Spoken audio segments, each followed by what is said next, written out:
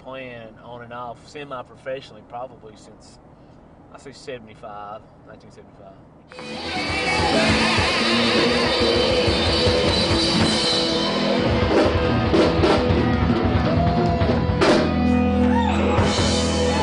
So why did you guys decide to name the band Kincaid? God. Tired of changing the name.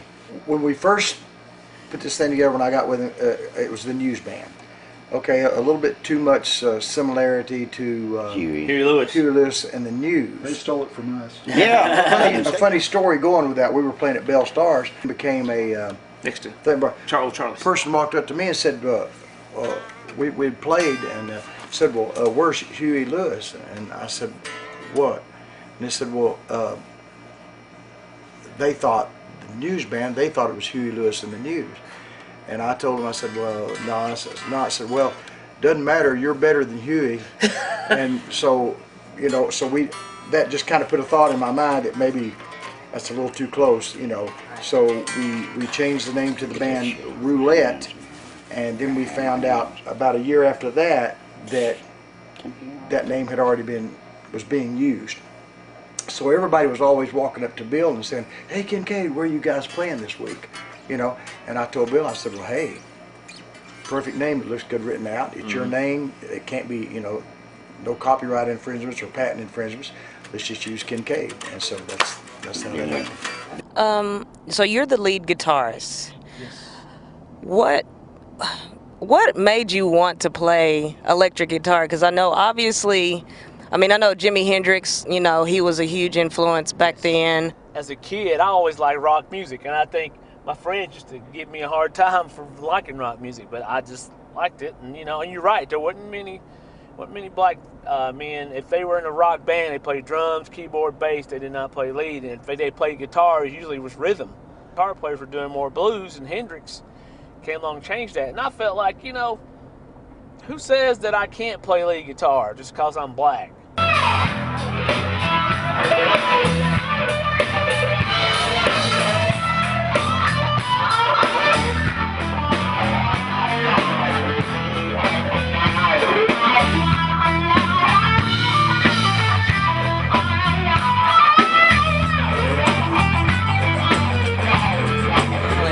Obviously, Kurt and Tron and Dave, they stuck with you, and they felt, you know, they didn't care. Tron and I have stuck together going on 30 years. I can't believe it. And obviously, if he didn't think I was a good guitar player, he wouldn't stay in the band.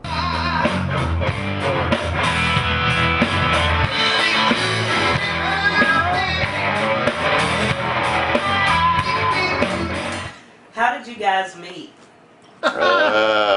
Dave and I and Steve Vandegrift were in a band together, and we hired Bill, and we hired Tron, and they fired me 6 times. I knew he was going to say that, Yeah. but his firing is his own duty. Yeah. It's his own problem. It was my problem then. How I got mixed up with these guys, I came in town, the band I was in, I came in town and asked Bill where they were playing, and Bill asked me if I was back in town, and I said, well, I'm back in town permanently, we're not playing. And so he said, come down and sit in. I said, well, okay. And I went down to sit in, and I didn't leave. I No. just stayed.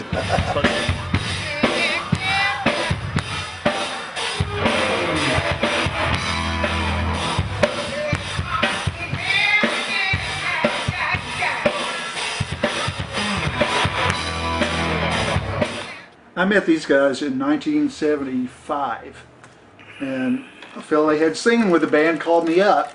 He knew me from UT. And Al. he come over, yeah, all right.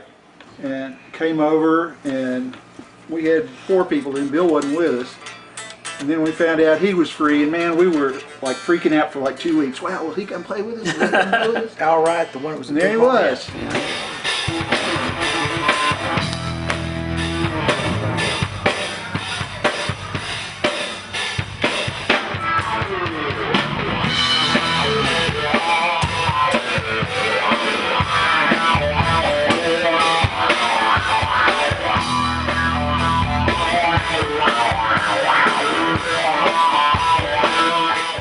What is the craziest thing a fan has done at one of your shows? I don't even want to go. Gosh, I don't know if I want to touch that one. Various times. I mean, how many guys we play someplace and we haven't been flashed by some woman wanting to show us her, Assets. her attributes. That happens quite a bit.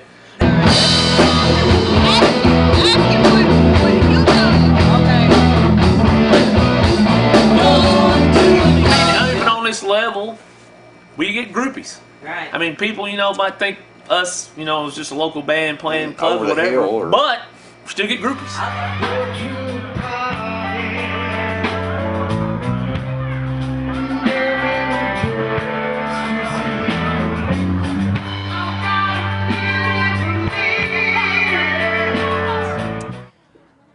They have a style about them. They have been around for like 30 years, so I mean that goes to show that they've had staying power, and just their music in general, that they they play and they sing, and just their style about how they go about things.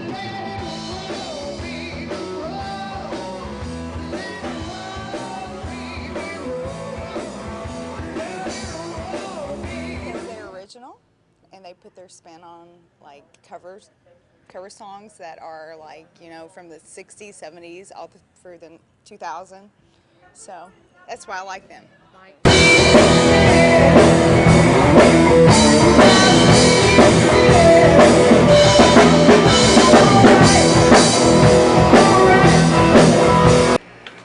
When I was going to school at the University of Tampa and was playing football, a bunch of us went down to a club, and some of the football players said, "Hey," talking to this band, said, "Let this guy get up and sing."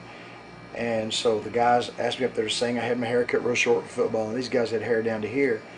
And so they called me up to sing, and I said, I asked if they had a song list. They said, yeah. So I picked 49 by James Gang and Whole Lot of Love by Zeppelin. Well, about a week later, they called at the jock dorm over there and said, "Is this Tron?" I said, "Yeah." So this is Leon from the band you're sitting with. Said, "Man, we'd like to have you come down and sing with us." I said, "Sure, I'd like to come down and sit in." "No, we want you to be our singer." So I ended up singing with him for about a year, and Leon tried to get me to go back to Jacksonville with him, but I was always into the school thing. A couple years later, after school, put together my first road band, and we were going to learn a song. We looked at the album, and it was these guys. The band that I sang with was called King James Version, that splintered and formed Molly Hatchet, Blackfoot, and Leonard Skinner out of that band. So through my contacts with them is how Bill and I later, and then two of the bands I was with on the road, how we would get to open up for all those bands is because I used to sing with them.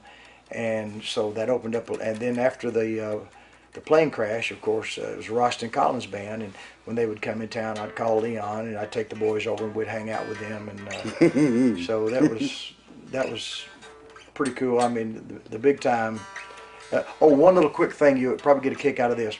We were at the Hyatt Regency. Skinner was playing in town, and we were walking down there, and this guy saw Leon Brooks, and I come out of the room, and he immediately recognized, I thought, Leon. And he walks up to Leon and he says, "You in the band with him?" And he was pointing at me, and I couldn't figure out what the heck he was talking about. Well, this particular band I had at that time had a little record thing out, and it was doing good. The guy recognized me and not Leon. I said, "You sure you want my autograph?" He said, "Yeah, yeah." I said, "Well, what about this guy? Oh, is he in your band too?" No. And I said, "No, not exactly. This is the bass player for Leonard Skinner." And every time I'd see Leon after that, he would like, "Hey, rock star, what's going on?" The guy didn't know, I mean, here's what my autograph, and my little band was just a little opening act, and here's the bass player for Leonard Skinner. But of course, Leon ended up giving the guy just tickle pink, man. He got 2 autographs there, but that was, I thought, kind of a funny situation. And from that time on, Leon called me rock star. Starting out, you just got to get like-minded people. It's hard. Got to have somebody go, "Hey, I think this band sounds good doing this type of music." But more than likely, a lot of new bands want to go out and do their own stuff, which is fine, but I don't think they have any idea or what kind of direction they have. We have some friends of ours who are young guys who want to be really good, but they don't know which way they want to go. In this market, Knoxville, Tennessee, East Tennessee, that's what people want to hear, Leonard Skinner, AC/DC. And you could throw in some stuff sometimes like other bands, we do some Zeppelin. People that goes over. We can do some funk stuff, but you've got to play for the audience, or you will not play. If you want to do heavy metal all the time, you're not going to do that in Knoxville. There's a market out there, but you just got to remember that people play to hear you. You're out there playing, so people will come and hear you. You can't play stuff you want to do all the time. I think you can't be a hard rock band all the time. You can't be a funk band all the time. You have to play a variety of music in this market to work. And if you have an ego like I think most people do, being a musician, you are going to want to be seen. Right. So suck your ego up, kids. There you go, guys. Just practice. Play songs that you're comfortable with, your band excels at, and play songs people want to hear.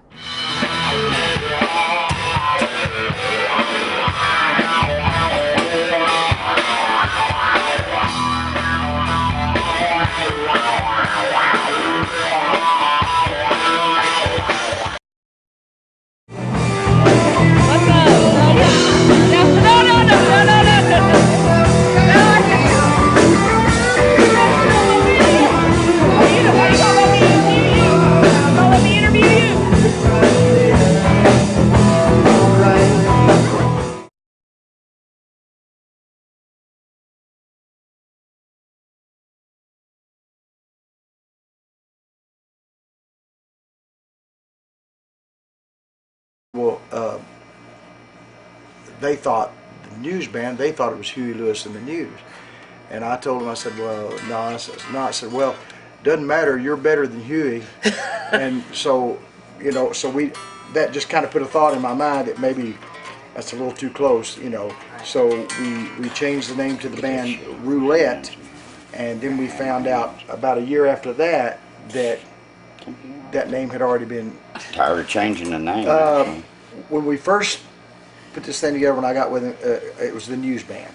Okay, a little bit too much similarity to Huey Lewis and the They News. stole it from us. Yeah. A funny story going with that, we were playing at Bell Stars, became a Next to thing, but Charlie. person walked up to me and said, we'd played, and said, well, where's Huey Lewis? And I said, what? And they said,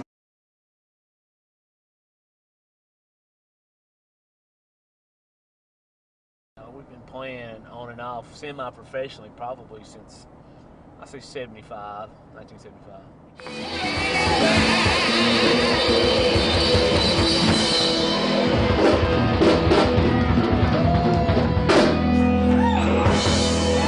So why did you guys decide to name the band Kincaid? God. No, obviously, I mean, I know Jimi Hendrix, you know, he was a huge influence back then. As a kid, I always liked rock music, and I think my friends used to give me a hard time for liking rock music, but I just liked it. And you know, and you're right, there wasn't many black men. If they were in a rock band, they played drums, keyboard, bass. They did not play lead, and if they played guitar, it usually was rhythm.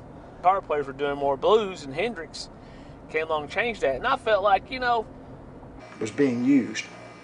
So everybody was always walking up to Bill and saying, hey, Kincaid, where are you guys playing this week? You know, and I told Bill, I said, well, hey, perfect name, it looks good written out. It's your name, it can't be, you know, no copyright infringements or patent infringements. Let's just use Kincaid. And so that's how that happened. So you're the lead guitarist. Yes. What made you want to play electric guitar? Because